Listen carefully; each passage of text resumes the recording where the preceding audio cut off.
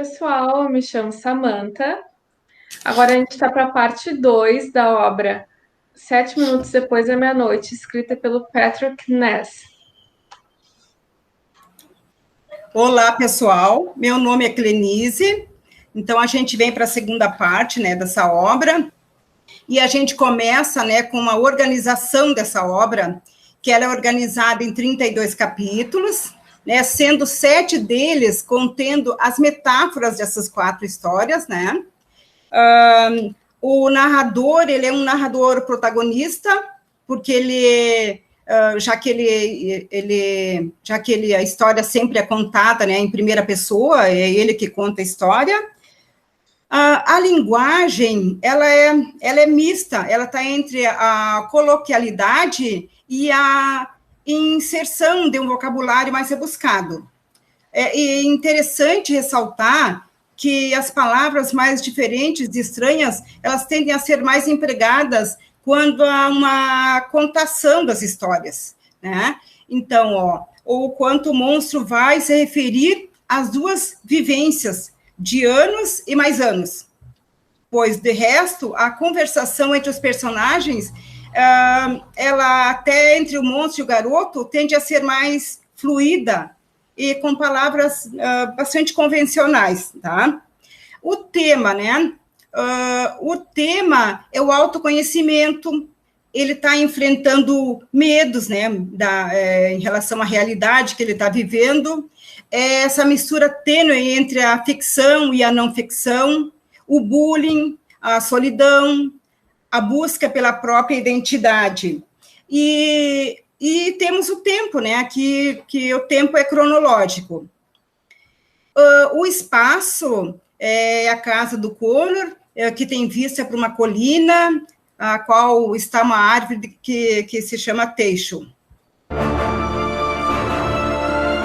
Além desses tópicos que a Clenise acabou de mencionar, tem alguns tópicos sobre a contação da história e os recursos que são utilizados. Então, em algumas partes do livro, tem o itálico e tem a letra maiúscula, né? Então, às vezes não é início de frase, às vezes não é início de parágrafo, não tem algo na pontuação que justifique essa letra maiúscula, mas é como se ela ganhasse um sentido próprio dentro do texto. Por exemplo, na página 24, o Connor fala sobre o depois. Então, ele diz, do depois. Outro exemplo de letras maiúsculas, em que ele diz, precisamos ter uma conversinha. Esse precisamos, esse ter, esse uma e esse conversinha está em letra maiúscula. E o que tem a ver essa conversinha? Que sentido a palavra conversinha ganha no texto? A conversinha é quando ele fala sobre conversar sobre a doença da mãe dele, sobre como está indo na escola. Então, esse conversinha é meio que um papo furado para falar alguma coisa mais pesada, né? Algo mais profundo, algo mais denso, mais complexo. Outro exemplo também desse conversinha que ele menciona, na página 69. Isso é uma conversinha, não é? Perguntou Connor, enquanto se sentavam. Ultimamente, todos querem ter uma conversinha. Em inúmeras partes do livro, esses só foram alguns exemplos, em inúmeras partes do livro, usa esses recursos gráficos para tentar dizer assim para o leitor, olha, essa palavra, nesse contexto, é mais do que só uma palavra, né? Ela quer dizer alguma coisa dentro desse contexto. Ou é alguma coisa que já aconteceu no livro e querem retomar, ou é uma coisa que ainda está para acontecer. Então, às vezes, tu lê uma palavra que está em um formato diferente e tu não entende por que está nesse formato. E aí, depois, quando tu chega em determinada parte da obra, tu instantaneamente te lembra daquela palavra que estava naquele formato. é justamente para fazer essa ligação, né, entre o que vai ser abordado, ou está sendo abordado ali. Uma coisa também que é bem interessante, que a gente já tinha falado no vídeo anterior, né, no primeiro vídeo, que é a linha tênue entre a ficção e a não ficção. Então, esse livro é marcado disso. Chega um momento em que tu não sabe o que está acontecendo, se é real, se não é real, se ele está sonhando, se não está sonhando, se ele está imaginando, se não está imaginando. E aí vai um spoiler, então é preferível que já tenha terminado o livro. Se não terminou, dá uma pausa, vai lá e termina e depois volta. Mas quando chega na parte do final, por exemplo, quando ele tá na cantina, né, em que ele vai brigar com um menino que fazia bullying com ele, do nada, quando bate 12:07, o monstro chega e arrebenta o teto da escola, assim, e chega chegando. E aí, quando a briga termina, ele termina de brigar com outro menino, ele vai se virar e não tem monstro nenhum. E a escola está intacta. Então, como assim o monstro chegou chegando, né? Chegou bagunçando tudo e depois não tem bagunça nenhuma, só ele vê o monstro. Falando sobre esse recurso da ligação do monstro com o Connor, é interessante de lembrar e é interessante de pontuar que todas as histórias que o monstro conta é uma metáfora para a vida do Connor, né? O que seria isso? Essas histórias têm alguma moral.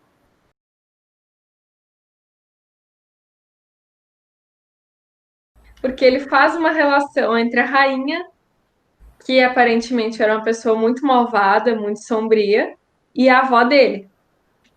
E o monstro diz: Não, mas não tem nada a ver, não tem moral nenhuma, não tem nada a ver com a tua avó, e isso é só uma história que eu tô te contando.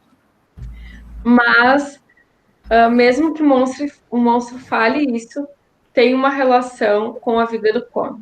E depois vocês podem ir vendo e podem ir relendo que quando o Connor está passando pelo bullying, o monstro conta o outro tipo de história, né? Quando o Connor está passando pela perda da mãe, que ele vê, poxa, a mãe não vai melhorar, ela não está conseguindo se recuperar e ter energias depois desse último tratamento. Qual é a história que o monstro conta? É a terceira história. E aí ele já engancha na quarta história, né? Também.